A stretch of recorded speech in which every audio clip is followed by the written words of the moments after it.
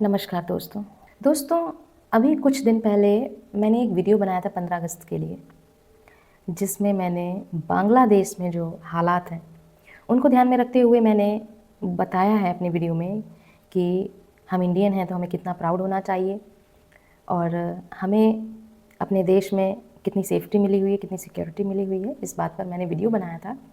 And I am very proud of my country. इसलिए मैंने वो वीडियो बनाया था और वीडियो को अपडेट करने के बाद उसके 16 अगस्त 15 अगस्त के नेक्स्ट डे 16 अगस्त को मुझे ये न्यूज़ मिलती है कोलकाता में जो वारदात हुई है। जब सुनने में मुझे ये न्यूज़ मिलती है तो मैंने तुरंत ही न्यूज़ देखा और न्यूज़ में जो मैंने देखा तो बताने वाली मतलब इतनी भयावह न्यूज़, इतनी डरावनी जो घटना हुई है, सिर्फ इससे एक व्यक्ति नहीं पूरा देश ही हिला हुआ है कि ये कैसे हो गया। और वो भी चलते फिरते रास्ते में तो पॉसिबिलिटीज़ हैं, लेकिन एक वर्क प्लेस पर वो भी डॉक्टर एक कितना बड़ा एम्बिशन होता है लोगों का। डॉक्टर बनने में कितनी ज़्यादा मेहनत लगती है। मेहनत तो प्रत्येक प्रोफेशन में लगती है, लेकिन डॉक्टर सभी की जान बचाते हैं। अपने क्षेत्र पर, अपने वर्क प्लेस पर खुद ही सेफ नहीं है, उन्हीं की जान खतरे में है। जिस जगह पर वह पूरे संसार में लोग आते हैं उनकी जान बचाते हैं। तो इतनी भयावह घटना मैंने न्यूज़ में देखी सुनी और भी वीडियोस देखे, यूट्यूब पर देखा, देखती ही चली गई लाइन से। इतना ज़्यादा मतलब मैंने देखा कि ये क्या 15 अगस्त पर मैं क्या बोल रही थी और अभी हमारे देश में क्या हो रहा है। मुझे बहुत अफसोस हुआ कि मैंने गलत ही बोल दिया। अगर इस तरीके की चीज़ें, हालांकि हमारे देश में हो ही रही हैं,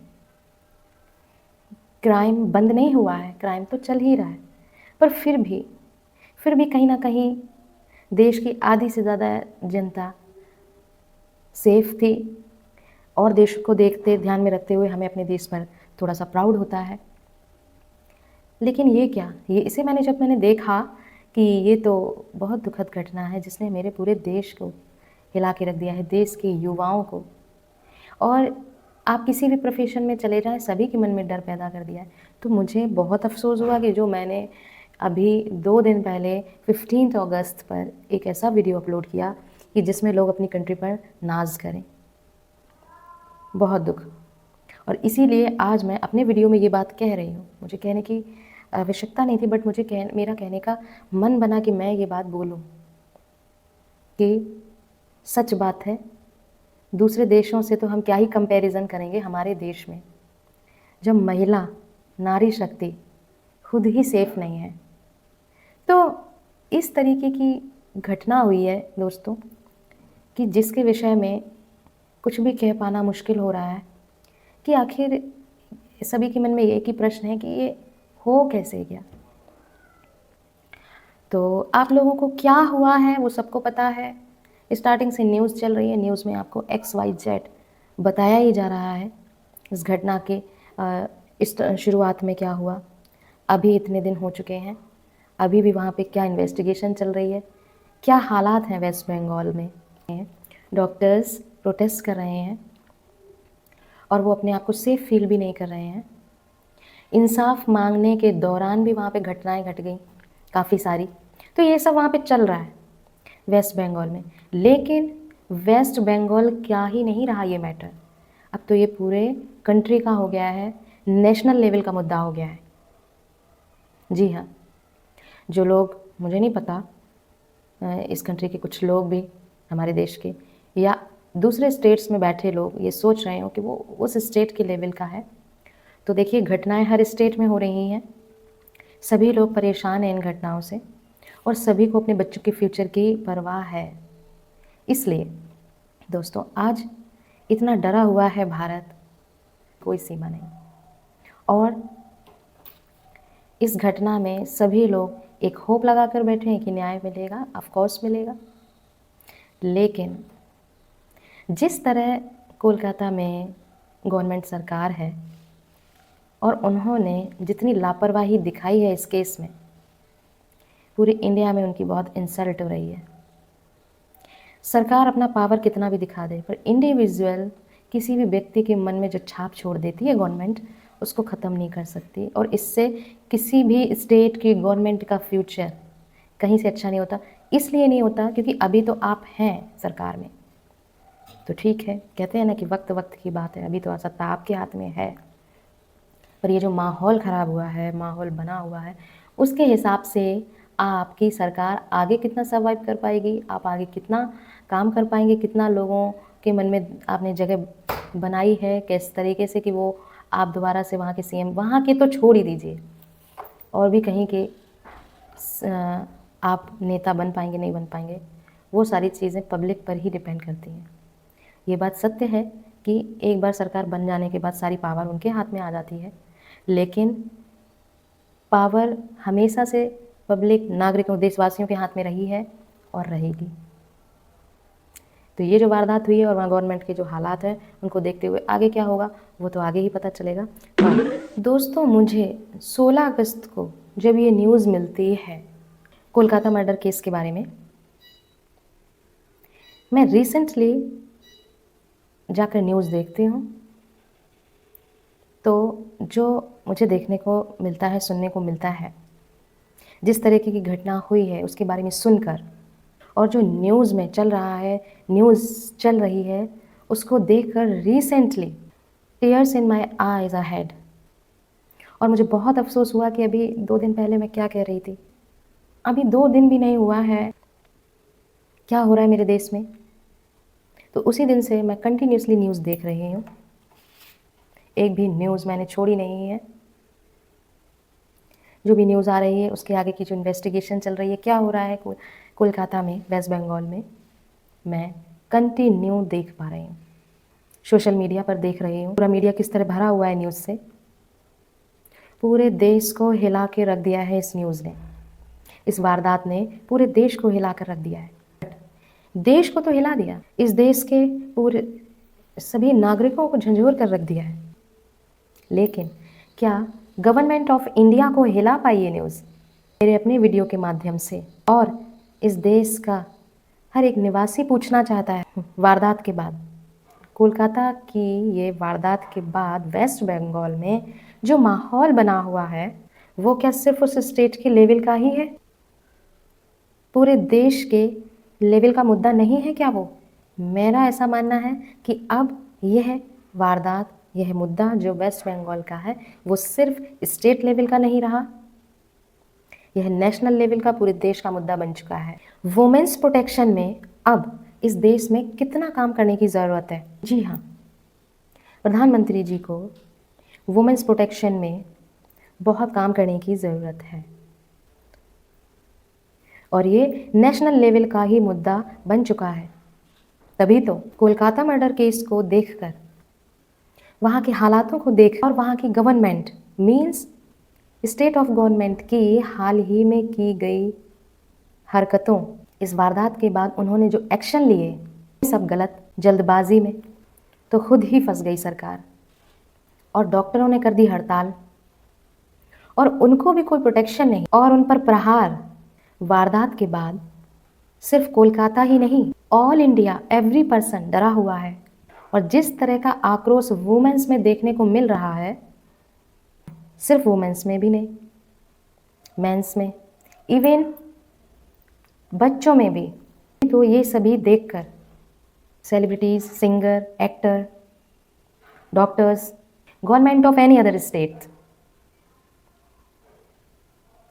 सभी उस डॉक्टर दीदी के लिए न्याय मांग रहे हैं, अलग अलग माध्यम से, मैसेजेस के द्वारा, वीडियोस के द्वारा, डायरेक्ट मीडिया से बात करके, ट्वीट करके, हर तरह से इंसाफ मांग रहे हैं।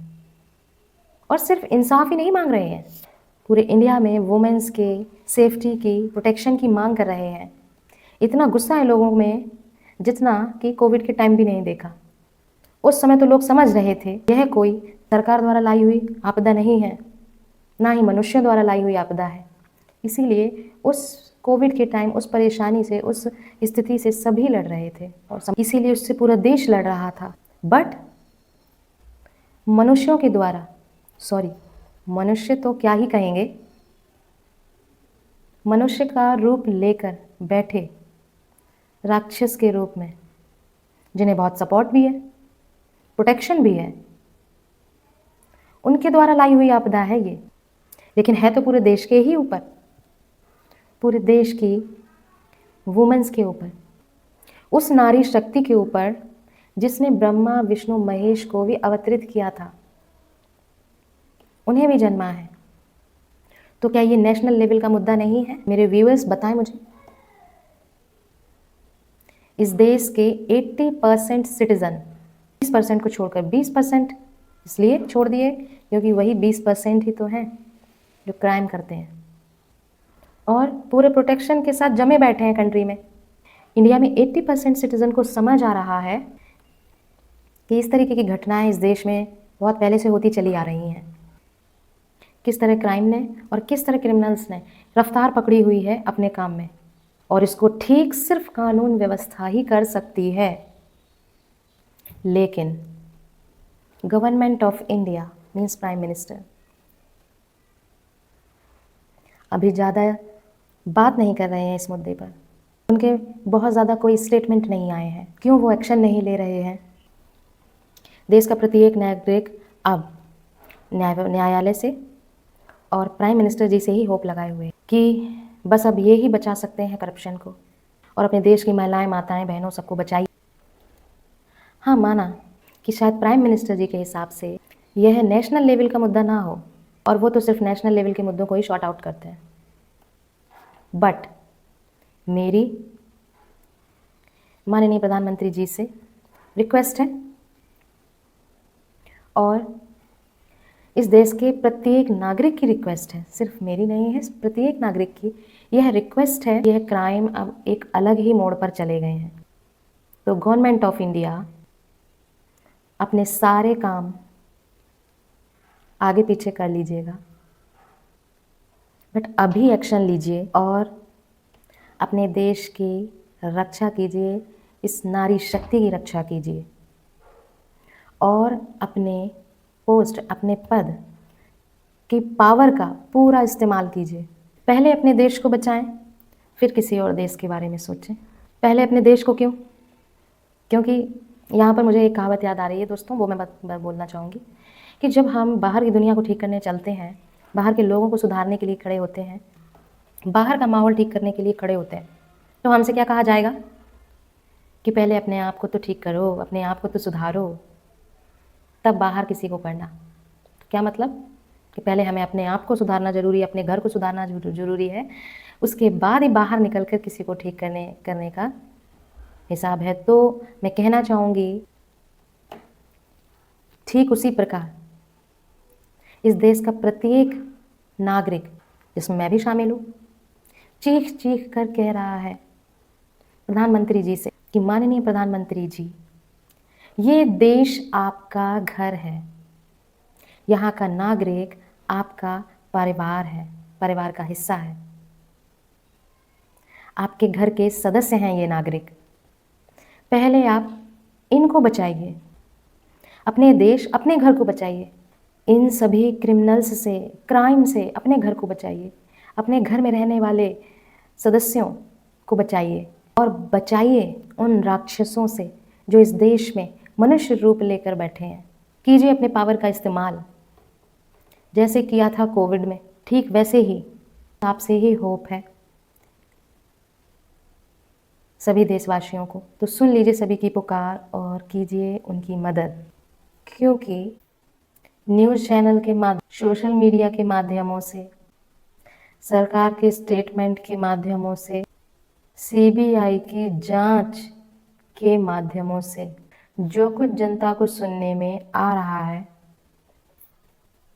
उससे कोई सेटिस्फेक्शन नहीं है, ना ही नागरिकों को, ना ही पीड़िता दीदी के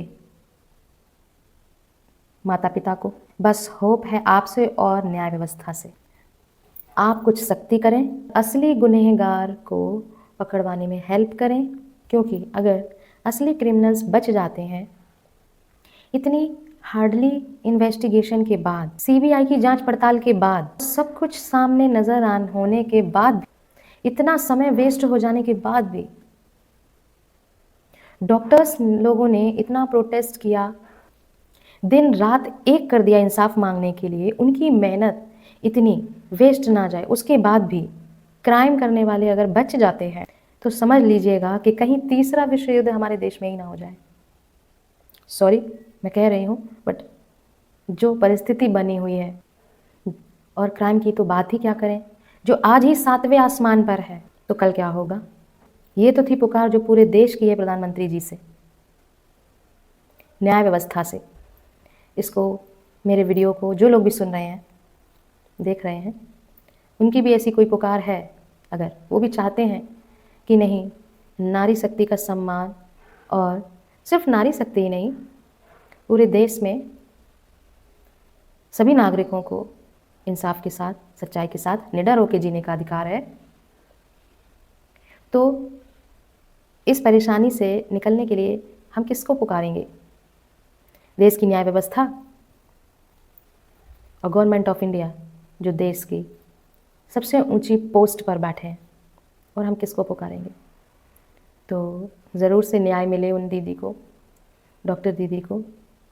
सभी लोग प्रे कीजिएगा कि उनकी आत्मा को शांति, मिलना तो मुश्किल है, क्योंकि कैसे, जब किसी ने उनके साथ गलत किया है, जब तक उन लोगों को दर्दनाक सज़ा नहीं मिलेगी, तब तक उनकी तो आत्मा को शांति नहीं मिल सकती, हम कितनी भी प्रे करें। पर उन्हें इंसाफ मिले, ये हम प्रे कर देंगे। आप सभी लोग कीजिएगा जो लोग मेरा वीडियो देख रहे हैं, और निडर बनकर तो जीना ही है, लेकिन अपने आप को अलर्ट कर लीजिए, प्रिपेयर कर लीजिए। सभी को अब संभलने की ज़्यादा ज़रूरत है। तो दोस्तों, मेरे वीडियो के माध्यम से निकली नागरिकों की आवाज़ भी सभी देशवासियों तक पहुंच जाए। जो मैंने वीडियो बनाया, जो मेरे विचार आए हैं इस न्यूज़ कोलकाता की जो वारदात है उसको लेकर, ज़रूर से ज़रूर सभी को शेयर करें। बहुत मेहनत से मैंने अपने विचार रखे हैं, आप लोग अप्रिशिएट कीजिएगा, शेयर कीजिएगा, और हम इंतज़ार करेंगे न्याय आने तक का, और बात करेंगे उसके बाद। तब तक के लिए दोस्तों, परमात्मा के भरोसे रहना पड़ेगा सभी को, हमें, आपको, सभी को। मिलूँगी फिर से नेक्स्ट वीडियो में, फिर देखती हूँ कि न्यायालय क्या न्याय करता है अपनी देश की बेटी के साथ। मिलेंगे फिर उस नेक्स्ट वीडियो में, तब तक के लिए राधे राधे।